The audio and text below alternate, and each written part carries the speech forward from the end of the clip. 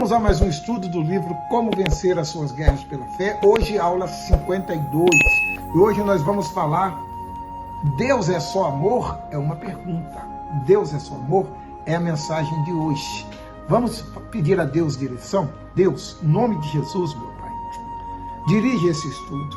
Meu Deus, fale conosco, Senhor. Abençoa, meu Jesus, e que essas palavras venham ao encontro das nossas necessidades. E que o Senhor venha falar conosco além das palavras ditas aqui, para que possamos crescer e nos edificar segundo a Tua vontade, em nome de Jesus. Amém. A mensagem é: Deus é só amor, aula 52. No meio evangélico, não existe uma frase mais cantada, divulgada e estampada em adesivos e camiseta que Deus é amor. Ou Jesus ama você. É um conceito que o amor é o principal atributo de Deus, foi introduzido nesse meio, e os demais atributos são meros coadjuvantes do seu caráter. Mas isso não é verdade. Embora o amor de Deus é um atributo extraordinário, pelo qual se conhece a sua paciência, a sua benignidade, a sua fidelidade. Não é a única característica que define o Senhor. Portanto, deixar de anunciar todas as faces do caráter divino e deixar de pregar toda a verdade sobre ele é justamente aqueles que mais falam do amor de Deus são os que mais ignoram a plenitude de sua natureza e relaxam na fé. Talvez achem que Deus é tão amável e tão bonzinho que será complacente com a vida pecaminosa das pessoas. No entanto, se esquece que, em vários versículos na Sagrada Escritura, relata que Deus, como o justo juiz, e se o justo juiz não faz justiça, ele então se torna injusto. Ele se tornará injusto. Não há como suavizar tais declarações que mostra como Deus se ofende e reage ao pecado. Afinal, ele é santíssimo e então o Senhor não pode ficar indiferente à ingratidão, à rebeldia e o coração perverso do ser humano. Tem gente ruim nesse mundo, hein? A cólera de Deus se inflama contra quem quer que seja, sem parcialidade. E não há possibilidade de justificativa porque o Altíssimo não aceita meras desculpas, mas somente arrependimento, que é o que impede as consequências de sua ira. Se não houver arrependimento, a ira de Deus vem para todos, tanto para os bons quanto para os maus. Mesmo que o pecado venha do povo que ele tanto ama, ou da sua nação que cuidou com extremo zelo, Israel, o Senhor jamais deixará de agir com justiça. Vamos a alguns exemplos onde Deus usou a justiça dele, e a ira dele se acendeu contra o seu povo. Livro de Deuteronômio, capítulo 9, versos 7 e 8, diz assim: Lembra-se e não te esqueça que muito provocaste a ira do Senhor teu Deus no deserto, desde o dia que saísse da terra do Egito, até chegaste a esse lugar. Rebeldes foste contra o Senhor, pois em Horebe provocaste a ira do Senhor, tanto que o Senhor se indignou contra vós para vos destruir. Deuteronômio, capítulo 9, versos 7 e 8. Veja que Deus se irou a ponto de destruir todo o povo. E por diversas vezes Moisés teve que interceder por esse povo para que Deus não os abandonasse. No livro de Reis também, no 1 Reis 22, 54, Deus se irou contra o povo.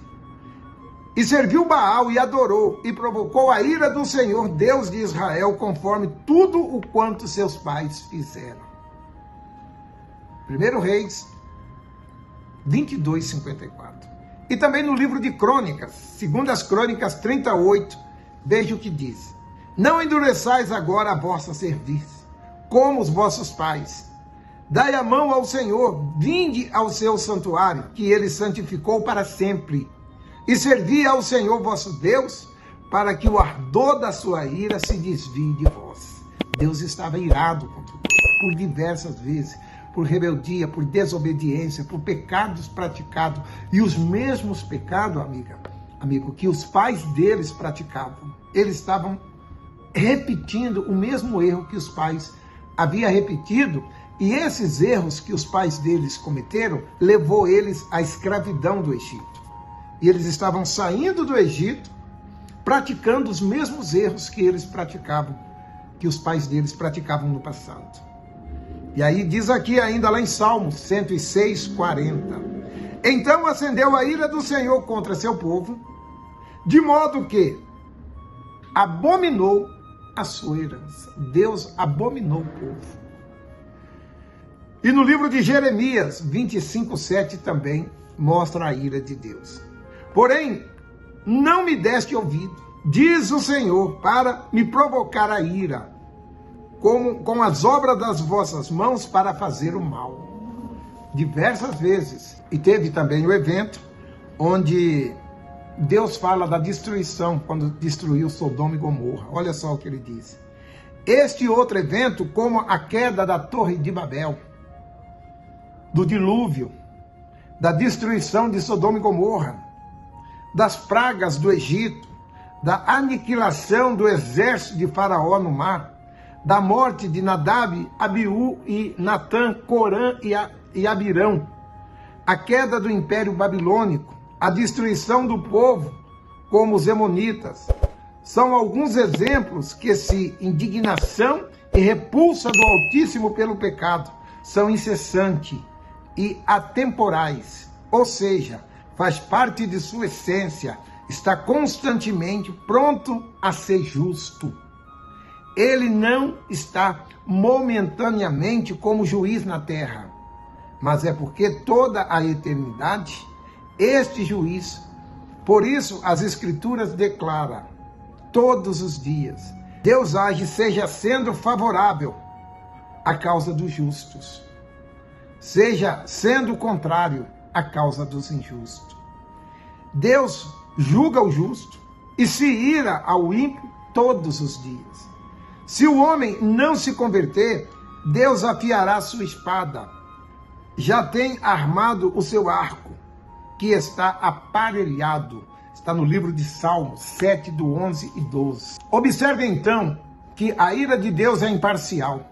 Isto é, pode atingir qualquer pessoa que seja rebelde contra a sua palavra. Não importando se é cristão, judeu, gentil, ateu, religioso de qualquer natureza. Por isso, os que sobem aos púlpitos de nossas igrejas não podem negligenciar o perfeito caráter de Deus. Deus, amigo, ele é justo, o justo juiz. Então nós, muitas vezes, você vai à igreja e você vai ouvir uma mensagem que não vai agradar você, que vai contra você. Por quê? Porque nós não estamos ali para agradar você e nem para fazer membros para nós, porque nós não temos igreja. Nós temos um ministério. Hoje estamos aqui, amanhã estamos ali e depois de amanhã vamos estar lá. O máximo que ficamos numa igreja é 2 anos e pouco, e já saímos. Então, se você quiser ficar na igreja, amém, você vai ser abençoado. Se você não quiser ficar, nós não perdemos nada. Nós não perdemos nada, mas nós perdemos sim, se nós não falarmos a verdade para você. Porque se eu omitir a verdade, eu posso perder a minha vida eterna. E por nada eu quero perder isso. Então eu prefiro falar a verdade para você, você gostando ou não, tá certo? Vamos fazer uma oração pedindo a Deus direção. Nosso Deus, em nome de Jesus, meu Pai, fale com essa pessoa. Além das palavras que eu disse aqui, para que ela possa crescer, se edificar e se converter ao Senhor de fato e de verdade. Eu entrego todos esses em suas mãos. E creio, meu Pai, que o Senhor falou com eles, em nome de Jesus. Fica com Deus. Até uma próxima, se Deus assim permitir.